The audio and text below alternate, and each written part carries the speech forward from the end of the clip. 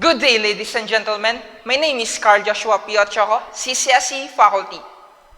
Welcome.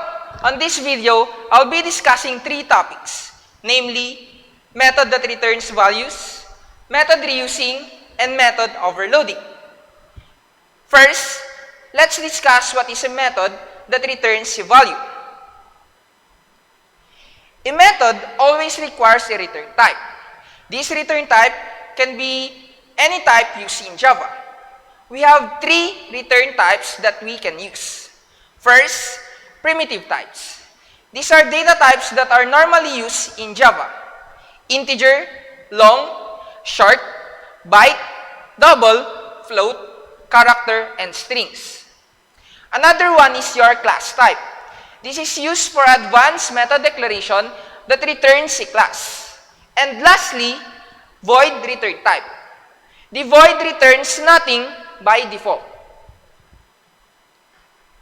When we declare a method that is not void, the method requires a return statement.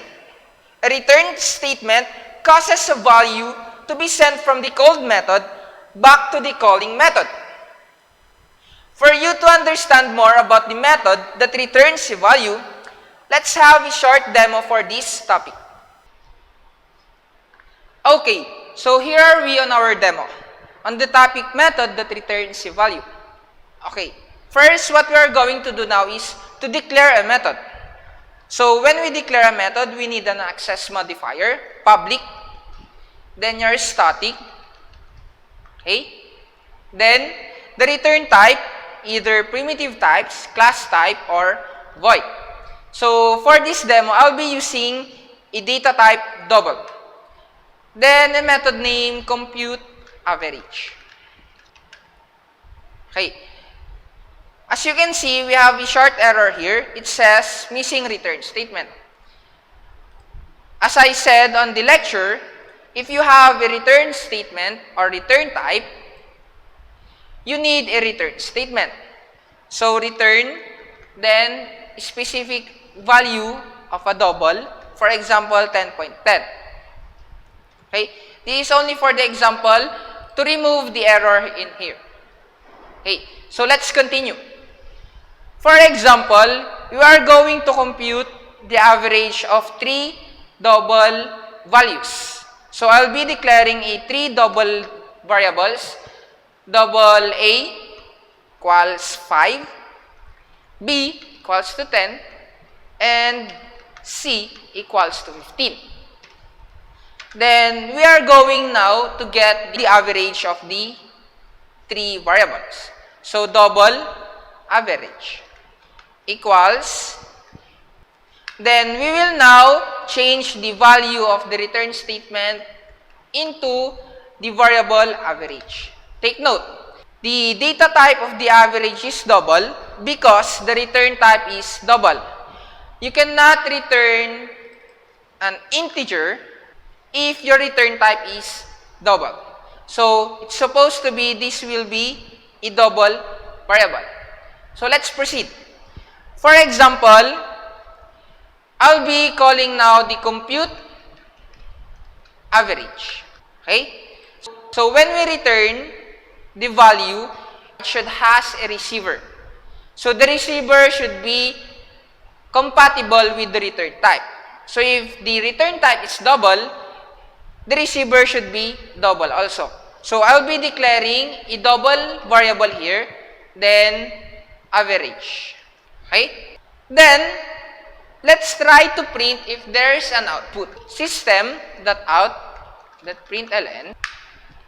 So if I run the program, the output would be the average is 10.0. Then the value of the double average on my method compute average will be returned to the method caller, which is on our main method. We call the method compute average, save the returned value on our double average. Then, we output the average.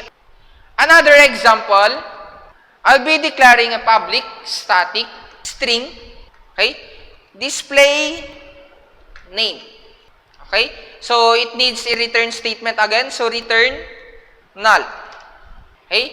Then, I'll be displaying a name string, str name. Then, I'll be returning this str name to the method caller. So, I'll be changing the null into str name. So, let's try to call the display name.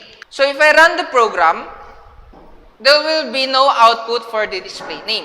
Why? Because it didn't receive a value string or data type string. So, I need first to declare a string, then name equals display name.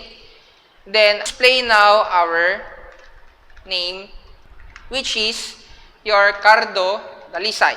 So, if I run the program, the name will be output as Cardo Dalisay. That's for our video. Let's go to the method reusing. Let's discuss now the second topic of our video, method reusing. Method reusing is creating or declaring a method and calling the method multiple times in your program. Let me show you how to use method reusing in programming. Okay, so let's start the demo in method reusing. So first, I'll be declaring a method. So public, static. Method reusing always requires a return type.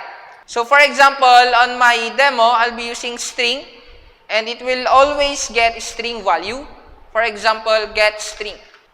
Then return null. Okay. When we say get string, input is specific value or string value. So you need your scanner. So we will now import our scanner class. Then I'll be declaring an object for my scanner. Then I'll be displaying for formality, enter is string value. Okay? So I'll be saving now the entered value or entered string value on a variable. So string str value equals oscan dot next. Then return now your str value. So we're done already with one method, get string. So it will ask the user to enter string value, then save the value on our str value, then return the str value to the method caller. I'll be declaring string str name equals get string.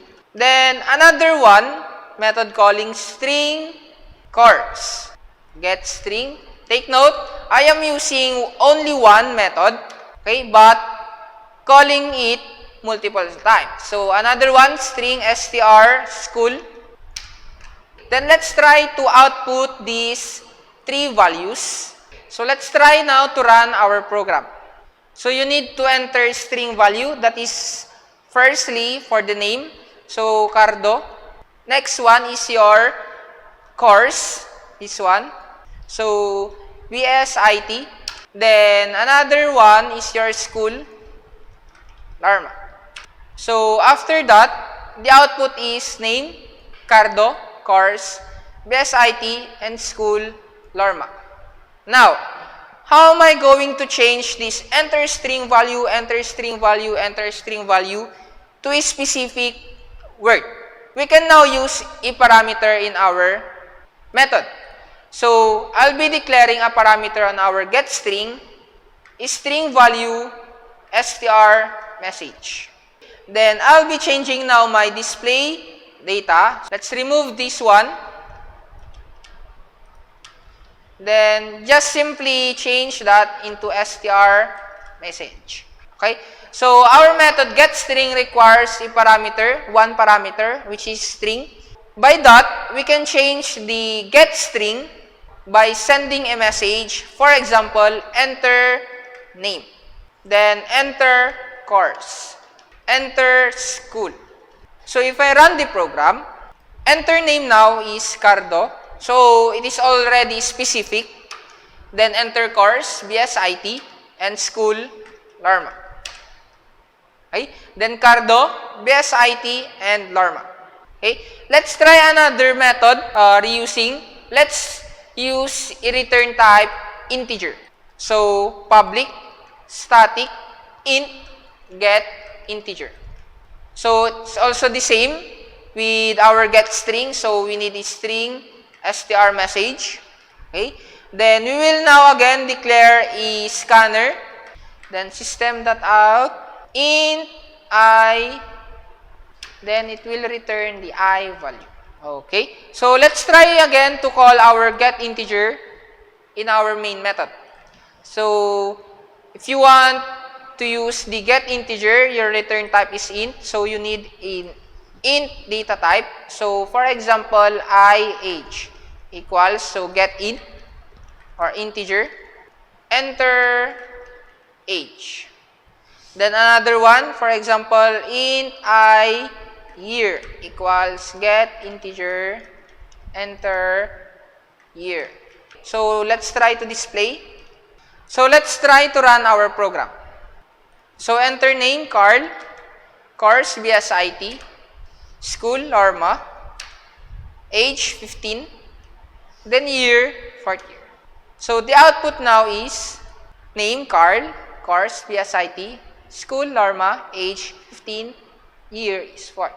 As you can see, every time I am creating a method that is method reusing, I always declare the object for the scanner. But we have a solution on this one. We can actually make this a global object. How am I going to use it as global object?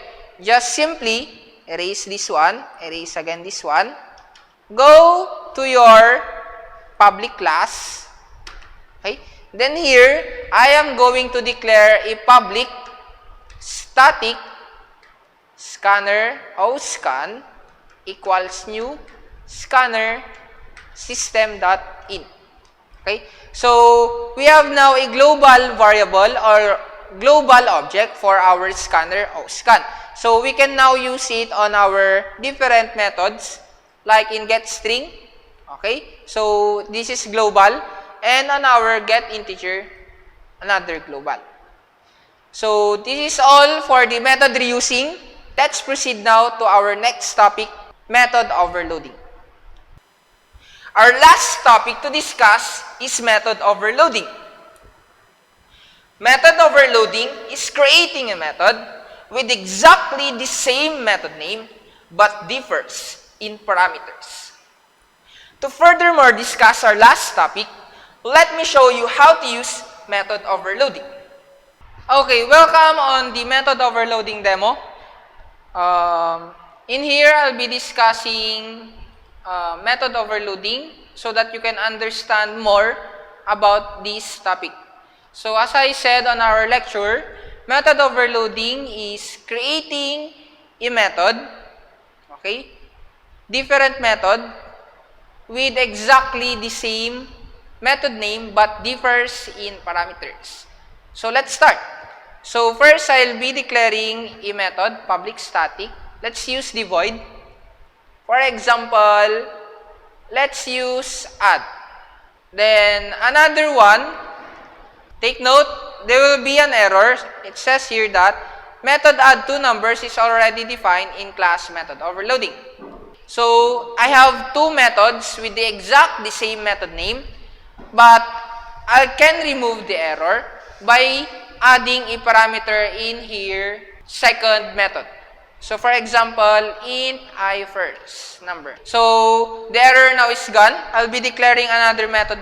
So, again, you cannot have a method with exact method name and exact parameters. So, it should have a different parameters. So, I'll be adding another parameter here, int second number. So, the error now is gone.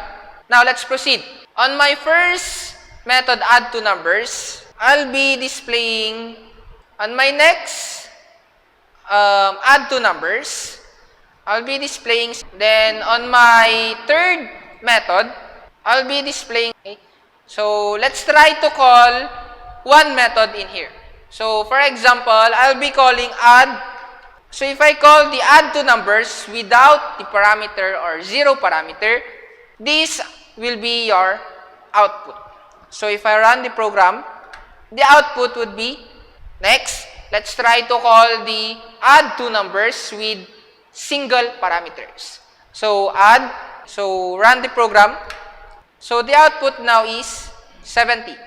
Take note, I call the first method add two numbers without the parameter or zero parameter. Second is add two numbers with a single parameter. Then it was saved in our parameter data type first number. So the output is 50 plus 20, 70. Next, let's try to call again the add two numbers. So on my third method, this will be your method that was called. So if I run the program, so 30 for the first method, add two numbers. Second method, which is 70, I pass 50, then add it on a 20 value, so 70. And lastly is your add two numbers again. And I have two parameters, 50 and 100. Okay? So I first plus I second number is 150. That is how method overloading works. That's all for our video. Hope you understand something on the three topics that I discussed. Good day and keep safe.